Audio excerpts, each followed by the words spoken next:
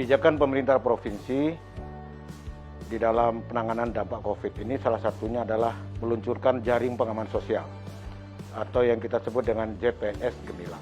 JPS Gemilang ini ditujukan untuk membantu masyarakat yang terdampak agar dapat memenuhi kebutuhan hidupnya. Di dalam konteks memenuhi kebutuhan hidup ini, kebijakan kita adalah pertama memberikan JPS ini 3 tahap. Tahap pertama pada bulan April dan insya Allah tahap ketiga dalam beberapa hari ke depan, pertengahan bulan Juli. Yang kedua, pemerintah provinsi tidak membagikan uang kepada masyarakat, tetapi kita memilih membagikan barang, kebutuhan mereka, tetapi kebutuhan itu kita membelinya dari produk UMKM. Karena UKM kita juga adalah terdampak oleh COVID ini. Kendala yang terutama adalah soal data. Dan ini bukan hanya di NTB, ini masalah nasional. Kelemahan kita adalah soal data. Satu-satunya acuan data untuk bantuan sosial seperti jaring pengaman sosial selama ini adalah namanya DTKS, Data Terpadu Kesehatan Sosial, di mana di dalamnya berisi 40% warga di NTB ini dan juga di daerah lain yang tingkat kesehatannya terendah. Nah, ketika COVID ini datang, begitu banyak bantuan yang masuk dari pusat, dari Kemensos, belum lagi bantuan dari pemerintah provinsi, juga ada bantuan dari pemerintah kabupaten, juga ada bantuan dari pemerintah level desa menggunakan dana desa. Sehingga pekerjaan yang terbesar pada JPS tahap pertama menuju JPS tahap kedua adalah memperbaiki data. Bagaimana caranya? Pertama, prinsip kita, orang jangan menerima bantuan itu double. Jadi kalau sudah menerima bantuan dari pusat, kita harapkan tidak menerima bantuan dari daerah. Nah, memperbaikinya adalah semua data kita kembalikan ke desa. Dan semua daftar nama keluarga penerima manfaat itu di SK-kan oleh kepala desa atau lurah. Nah, sehingga diharapkan tidak terjadi tumpang tindih penerima manfaat atau memperkecil adanya persoalan-persoalan ketidakakuratan di lapangan atau protes-protes. Persoalan yang kedua adalah kita ini bekerja dalam kondisi darurat, memerlukan kecepatan. Dan kebijakan Pak Gubernur adalah kita membagi langsung ke desa-desa.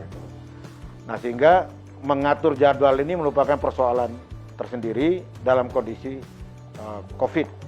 Harus ada social distancing, ya, harus ada sosialisasi.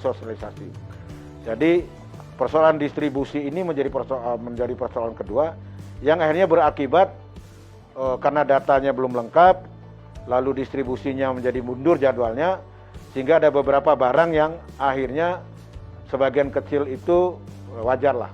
Ada telur yang terlambat, akhirnya harus diganti sebelum dibagi ke masyarakat.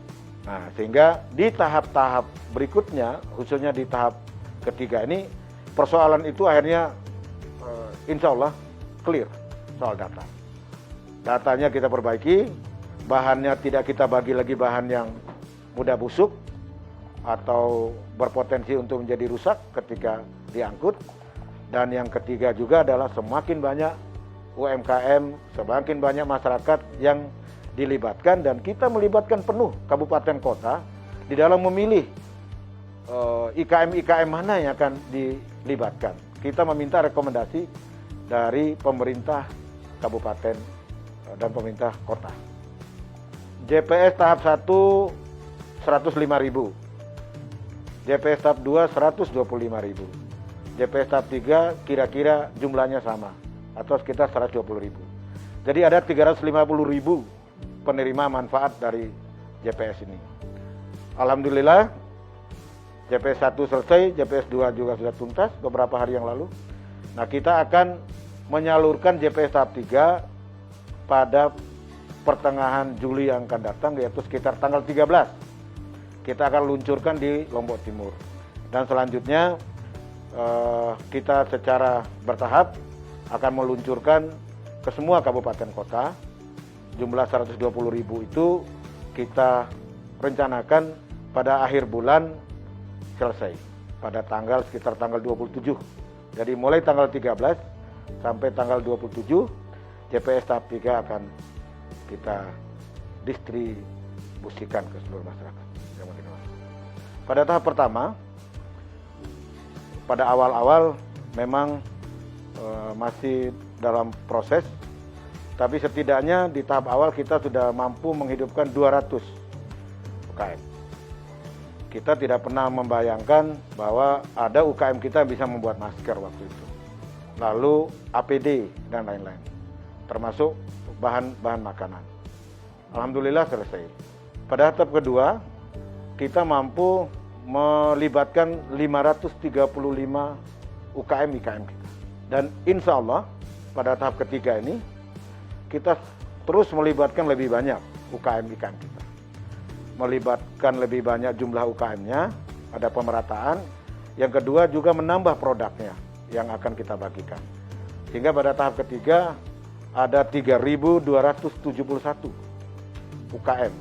Jadi kalau dibandingkan dengan tahap kedua, setidaknya kita melipat 4 kali lipat jumlah UKM yang kita libatkan.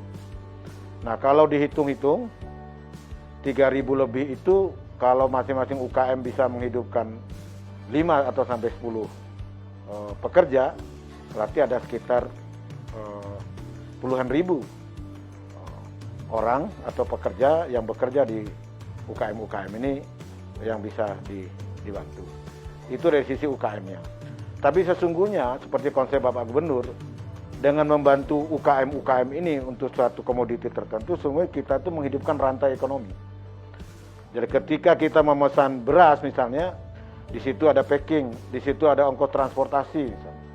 Ketika kita memesan kopi, sama, ada packing, ada transportasi, dan lain-lain. Sehingga ada sebuah geliat yang juga menggerakkan sektor-sektor yang lainnya. Selalu ada secercah harapan di tengah bencana ini. Jadi momentum wabah COVID dengan membagikan bantuan JPS ini, Pak Gubernur dan kita semua mengambil kebijakan sekaligus untuk menggilatkan ekonomi. Caranya adalah semakin banyak UKM yang kita libatkan, kita beli produknya, tidak ada satupun produk dari luar. Semuanya adalah produk di dalam daerah. Dan lebih khusus lagi, kita berharap produk itu dari kabupaten itu sendiri.